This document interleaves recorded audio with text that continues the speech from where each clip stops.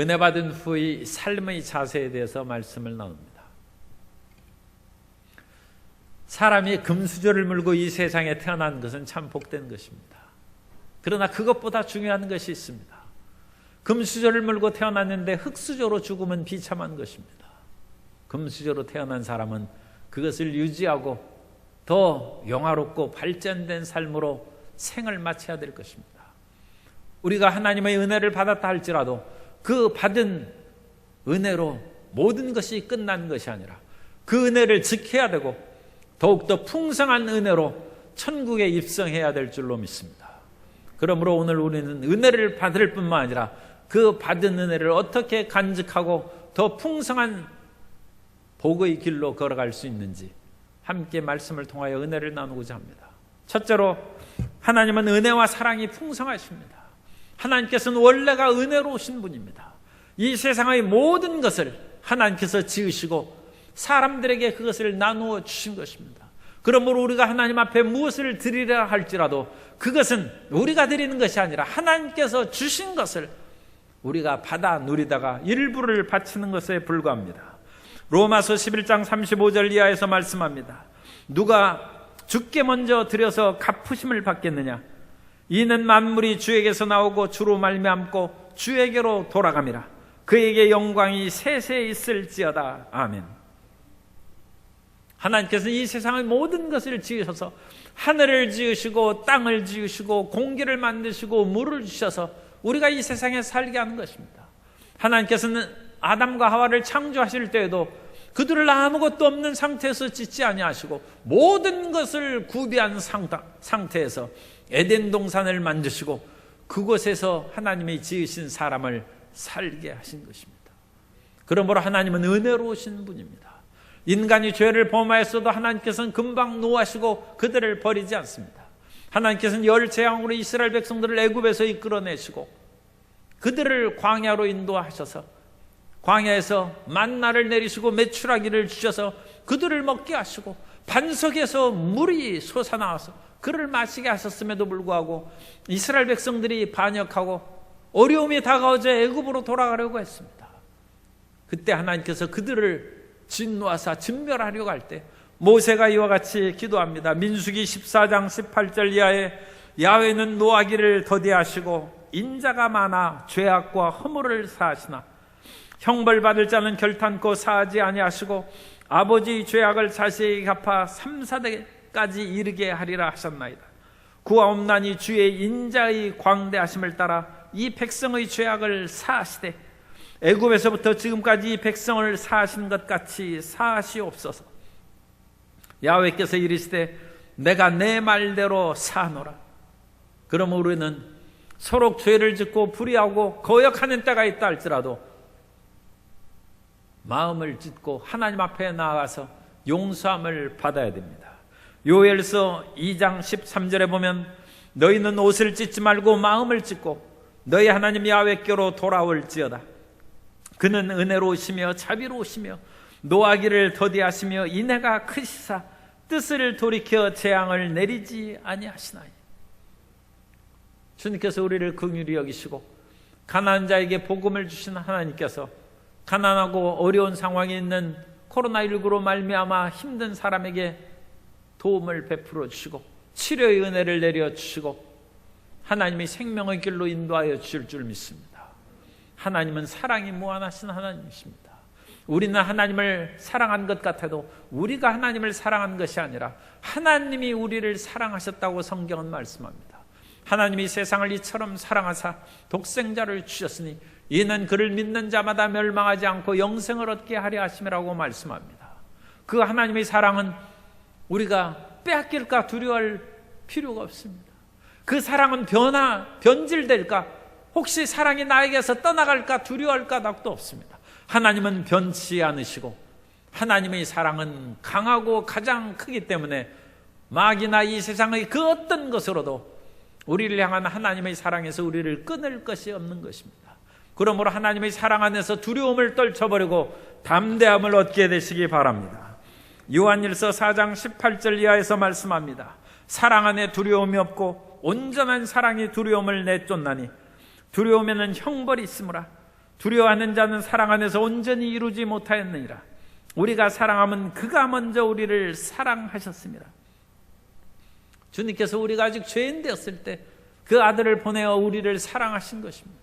그러므로 그 사랑 안에서 담대함을 얻고 이 세상의 전염병이나 그 무엇으로도 경제적인 어떤 그런 험악한 상황에 처할지라도 하나님의 사랑을 의심하지 말고 사랑 안에 담대함을 갖고 전진해 나아가는 성도 여러분 되시기를 예수님 이름으로 축원합니다. 그 하나님의 사랑 안에서 우리는 말할 수 없는 평안함을 얻을 수 있습니다. 주님께서는 누구든지 예수님을 믿어 죄 사함을 받고 침례를 받으면 성령을 주신다고 했습니다. 하나님께서 우리에게 예비하신 축복은 말로 할 수가 없습니다. 주님께서 우리에게 죄 사함을 주시고 성령을 주실 뿐만 아니라 하늘과 땅의 수 없는 축복으로 우리를 예비해 주신 것입니다. 그리스도 예수 안에서 그 모든 예비하신 복을 넘치게 받아 누려야 될 줄로 믿습니다. 11년에 9년 전이죠. 그때 신문에 난 기사입니다. 미국에서 구류강산을 하던 어마어마한 재벌이 있었는데 위게트 클라크라는 여사가 104살로 돌아가셨는데 3천억 이상의 어마어마한 돈을 남겨놓고 가족도 없이 돌아가셨어요. 그래가지고 그 유산을 가까운 친척들에게 다 분배했는데 그 가운데 한 사람인 헨리 그레이가 1900만 달러, 약 203억입니다. 1900만 달러를 상속받았는데 변호사가 그 사람을 찾으려고 그야말로 사방을 수소문하고 다녀도 찾지를 못했어요. 몇 년 뒤에 노숙자 한 사람이 죽었습니다. 그래서 그 노숙자를 경찰에서 신원을 조사해 보니까 그 사람이 헨리 그레이입니다. 그 헨리 그레이는 크리스마스를 며칠 앞두고 추워서 얼어 죽었어요. 자기에게 200억 이상의 막대한 유산이 상속됐다는 것을 모르고 추위와 굶주림 속에서 그 사람이 죽은 것입니다. 참 안타깝고 불쌍한 일이죠. 오늘날 수많은 인생들이 노숙자처럼 하나님께서 예비하신 그 많은 축복을 받아 누리지 못하고 무엇을 먹을까, 무엇을 마실까, 또 질병과 집도 없는 그런 험악한 상황 가운데 괴로워하는 것입니다. 그러나 하나님은 은혜로우신 분입니다. 하나님께서 우리에게 예비하신 그 놀라운 축복을 우리가 받아 누려야 됩니다.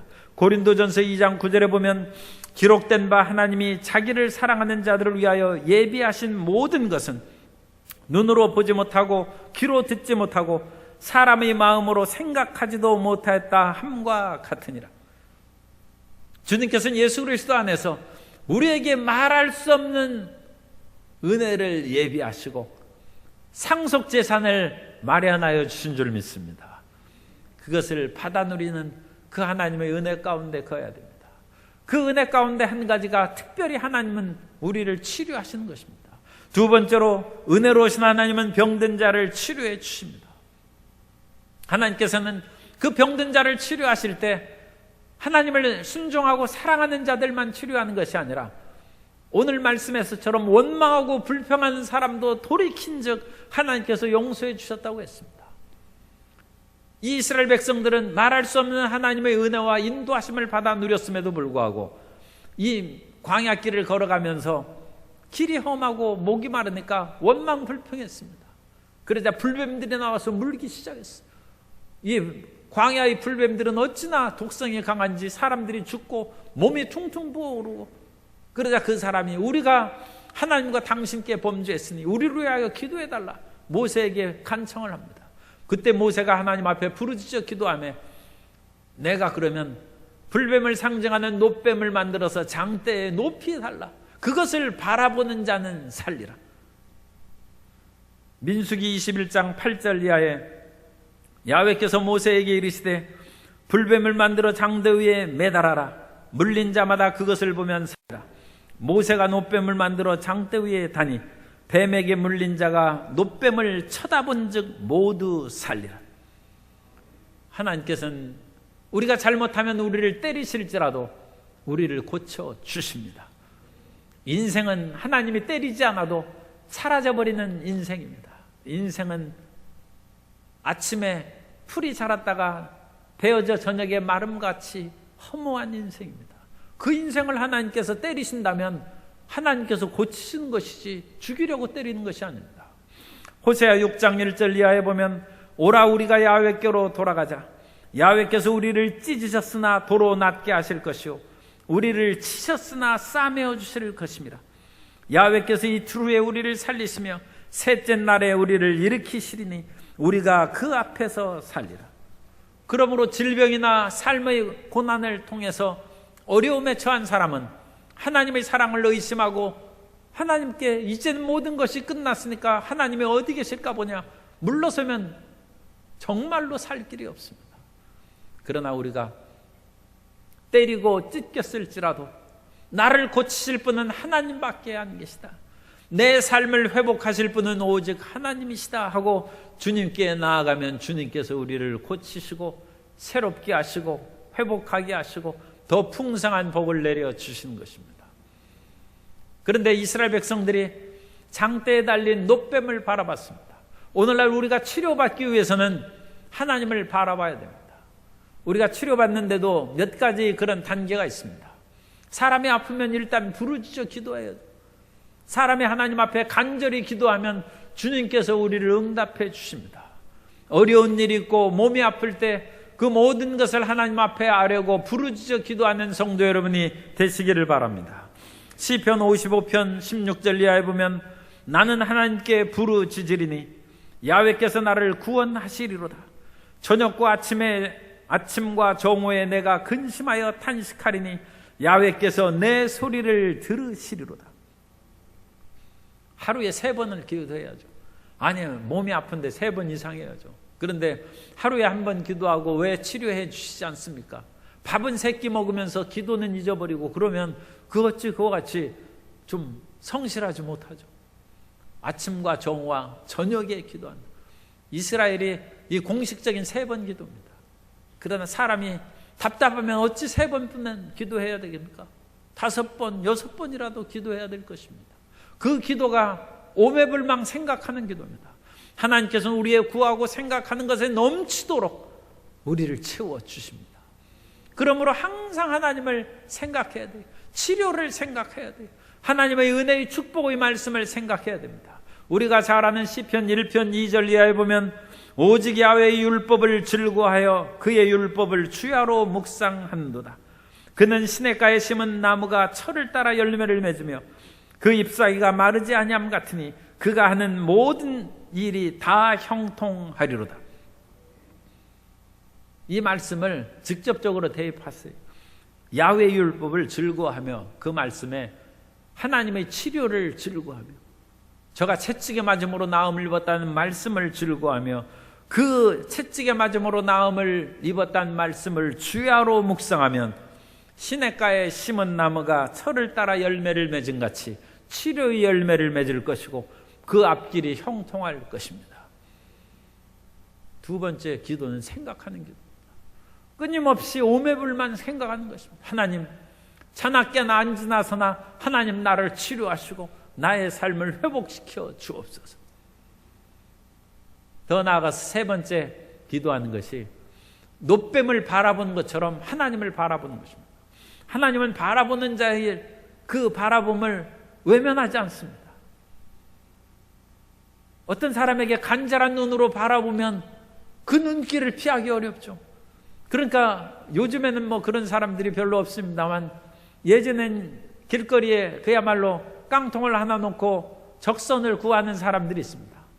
그 사람 눈 마주치면 100원이라도 놓고 가야 돼. 눈을 안 맞추고 하면 그냥 지나갈 수 있어요. 그런데 그 눈을 마주치고 그것을 끊어버리고 가기에는 인생이 그렇게 풍성한 사랑이 있지도 않는데 그래도 그 간절한 마음을 끊어버리지 못합니다. 우리가 하나님을 바라볼 때 하나님께서 그 눈길에 응답하여 주실 줄 믿습니다. 하나님께서는 아브라함이 조카 롯과 헤어진 후에 어디에서 살까 망설일 때 주님께서는 아브라함에게 너는 동서남북을 바라보라. 보이는 땅을 너와 내 자손에게 주리라. 그 바라보는 땅을 하나님께서 주신다고 하셨고, 자식이 없어서 이제는 엘리에셀을 내 종을 상속자로 삼아야겠습니다. 그럴 때 아브라함을 천막에서 이끌어내셔서 하늘의 뭇별을 바라보라, 내 자손이 이와 같으리라 바라보게 하시고, 그 바라본 대로 하나님께서 하늘의 별과 같이 그 후손을 번성하게 하신 줄 믿습니다.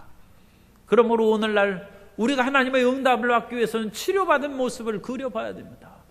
우리가 하나님 앞에 기도하고 구하는 것뿐만 아니라 바라봄으로써 건강하게 뛰어다니는 자신을 바라보고, 저주와 낭패 가운데 괴로워서 머리를 쥐어뜯는 인생이 아니라 맑고 밝고 환하게 뛰어오르는 그 모습을 바라보고, 주여 이루어 주옵소서, 그 아름다운 영상을 하나님께서 이루어 주시고 복을 내려 주실 줄 믿습니다. 네 번째, 하나님의 그런 기도 응답을 받는 것은 바라볼 뿐만 아니라 서원을 하는 것입니다. 사람들은 서원을 함으로써 자기에게 족쇄를 채운다고 해서 싫어하는데, 물론 함부로 서원하면 안 됩니다. 함부로 서원하는 것은 서원 안 하니만 못하는 것입니다. 왜냐하면 하나님께서는 우리는 잊고 우리는 그것을 지키지 않으려 할지라도 하나님은 우리가 서원한 것을 잊지 않습니다. 하나님께서 서원하신 것을 잊지 않는다는 것은 무슨 말씀입니까? 응답하셨다는 얘기입니다. 서원했는데도 하나님께서 안 들어주셨어요. 그런데 서원한 대로 이행하라 하면 하나님이 그거 합당하지 않죠. 하나님께서 우리에게 서원한 것을 잊지 않는다는 것은 서원한 기도를 들어주신다는 것입니다. 시편 50편 14절 이하에 보면, 감사로 야훼께 제사를 드리며 지존하신 이에게 내 서원을 갚으며 환난 날에 나를 부르라. 내가 너를 건지리니 내가 나를 영화롭게 하리라.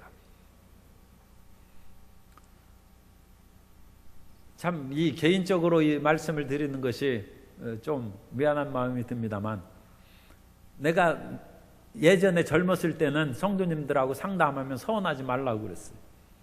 왜냐하면 서원을 안 지키는 사람이 많기 때문에 오히려 서원을 해서 응답받은 후에 나중에 더 하나님의 채찍을 받는 것을 종종 보아가지고 서원하지 말라고 했습니다. 그러나 제가 그것도 바뀌었습니다. 서원하라고 합니다. 왜?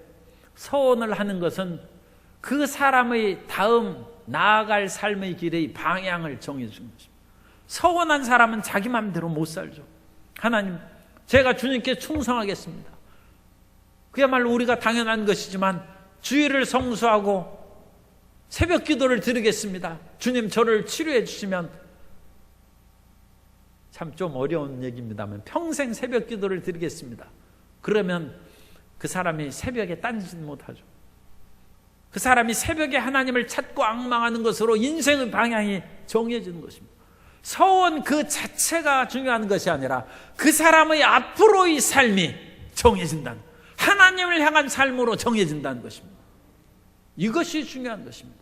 그러므로 세 번째, 은혜 받은 후에 우리는 어떤 삶을 살아야 됩니까? 은혜 받은 후에 하나님 향하여 나아가는 삶을 살아야 될 줄로 믿습니다.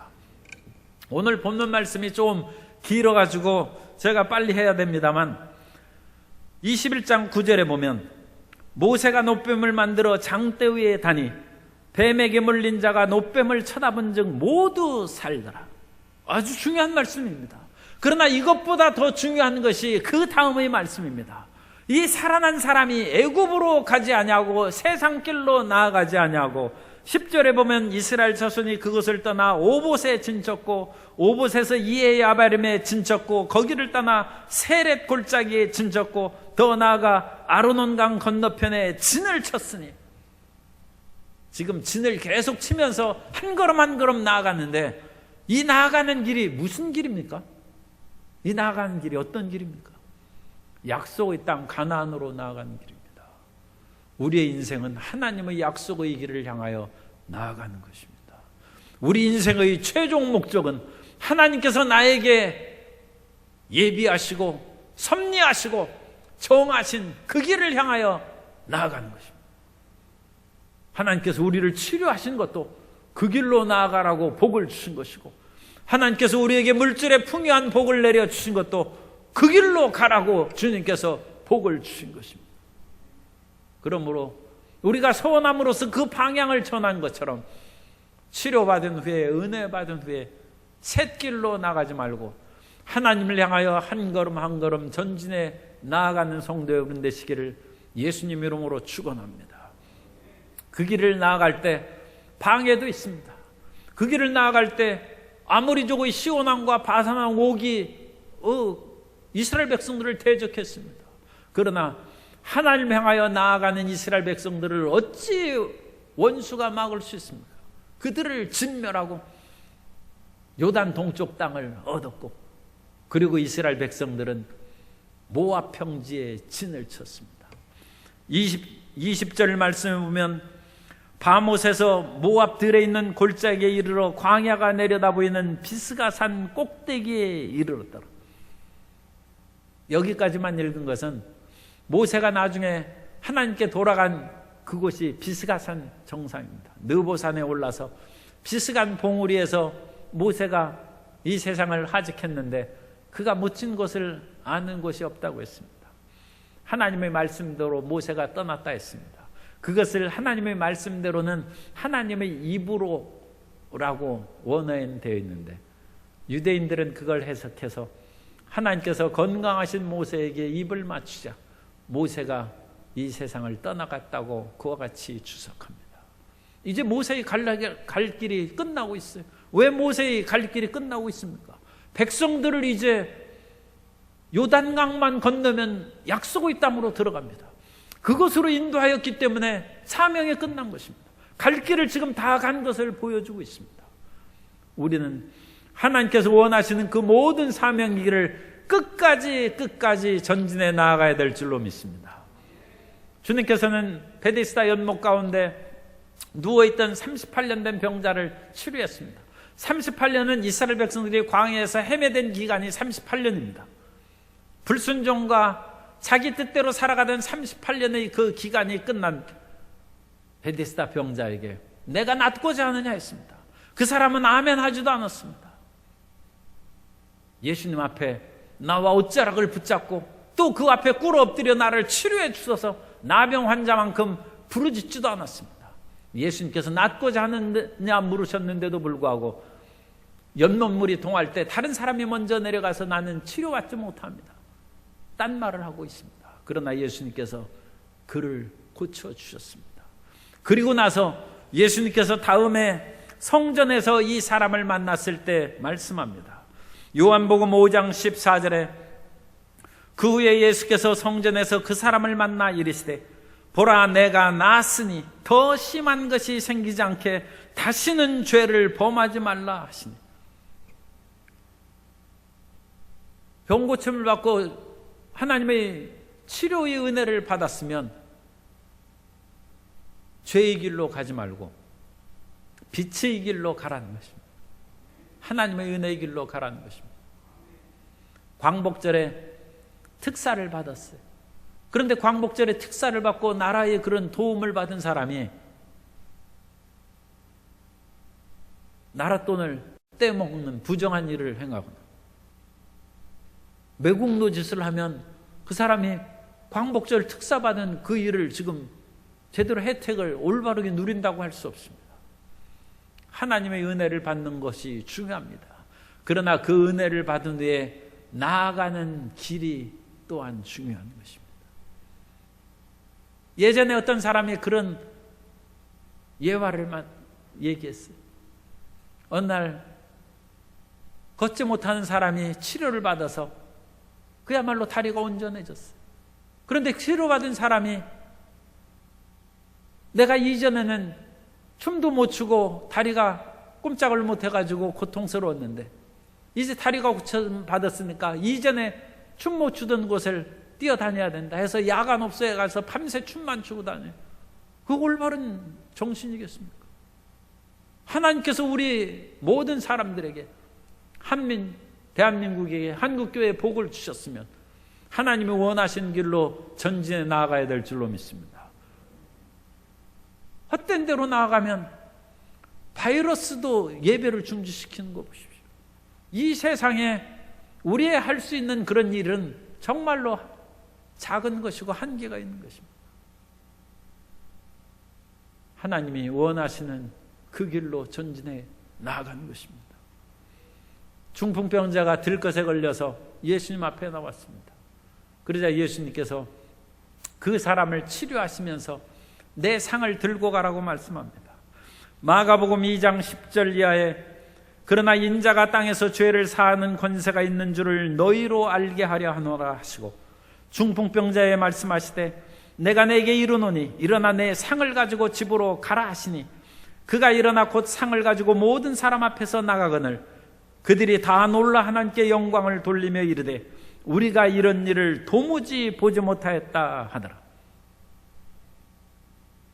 이전에는 다른 사람에게 들려다니면서 신세지며 살았습니다만 예수님께서 그 사람을 치료해 주신 후에 내 침상을 들고 내가 제 발로 걸어가라고 했습니다. 우리는 예수님을 믿은 후에 우리 삶의 무게를 짐질 수 있는 힘으로 채움받아야 될 줄로 믿습니다. 그래서 더 이상 신세지는 사람이 아니라 스스로 살아갈 수 있는 강건하고 힘 있는 사람이 돼야 될 줄로 믿습니다. 자기 삶의 무게를 짊어지고 가는 복된 성도님 되시기를 예수님 이름으로 축원합니다. 더 나아가서 그것이 끝이 아닙니다. 주님께서는 내 이웃을 내 몸과 같이 사랑하라고 하셨습니다. 이웃에게 도움이 되고 힘이 되는 사람이 되어야 됩니다. 제사장과 레위인과 사마리아인이 여리고로 내려가다가 강도 맞는 사람이 거반 죽게 되어서 누워 있는 것을 볼 때 제사장과 레위인이 그냥 지나갔어요. 우리가 그 사람들이 왜 지나갔는지 많은 얘기를 들었습니다. 저는 그런데 그 가운데 한 가지 그냥 덧붙여서 말씀을 드리면 제사장과 레위인은 병들어서 아파본 적이 없어요. 그래서 죽어가는 사람을 불쌍히 여기지 못하는 것입니다. 자기가 죽어갈 때 물 한 방울 주고 자기 몸을 안마해 준 사람이 있다면 자기 앞에서 어떤 사람이 목말라 죽어갈 때 그냥 못 지나칩니다. 자기가 그와 같은 상황에서 다른 사람의 도움을 받아서 살아났는데 어찌 지나치겠습니까? 사마리아인은 아마 그런 경험이 있습니다. 자기가 죽어갈 때 사람들이 겉들어 보지 않고 10명에 9은 지나갔습니다. 그러나 어떤 사람이 자기를 돌보아 주었습니다. 그 마음의 사랑으로 자기는 그 사람을 지나칠 수 없습니다. 하나님의 은혜를 받은 우리는 이웃을 사랑해야 됩니다. 하나님께서 죄짐에 허덕이는 우리를 건져주셨은즉 죄인에게 복음을 전해야 될 것이고 우리의 병을 고쳐주셨은즉 병든 자를 의로해야 될 것이고 하나님의 사랑과 관심을 베풀어야 될 줄로 믿습니다. 나아가서 하나님께서는 그와 같은 삶을 삶으로 하나님께 영광 돌리는 그 삶이 내 삶의 최종적인 목적지라고 말씀합니다. 주님께서는 우리가 하나님을 향하여 생명의 근원인 하나님을 향하여 나오기를 원하십니다. 누가복음 17장 17절 이하에서 말씀합니다. 예수께서 대답하여 이르시되 10사람이 다 깨끗함을 받지 아니하였느냐? 그 9은 어디 있느냐? 이 이방인 외에는 하나님께 영광을 돌리러 온 자가 없느냐 하시고 그에게 이르시되 일어나 가라 내 믿음이 너를 구원하였느니라 하시더라. 병 고치는 것으로 끝나는 것 같으면 9사람 성공했습니다. 그러나 예수님은 그 사람들이 성공했다고 말씀하시지 않는 것 같습니다.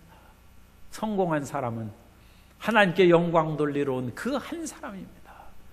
병 고치는 것이 최종의 목적지가 아니라 고침받은 후에 하나님께 영광 돌리는 삶을 살게 되시기를 예수님 이름으로 축원합니다.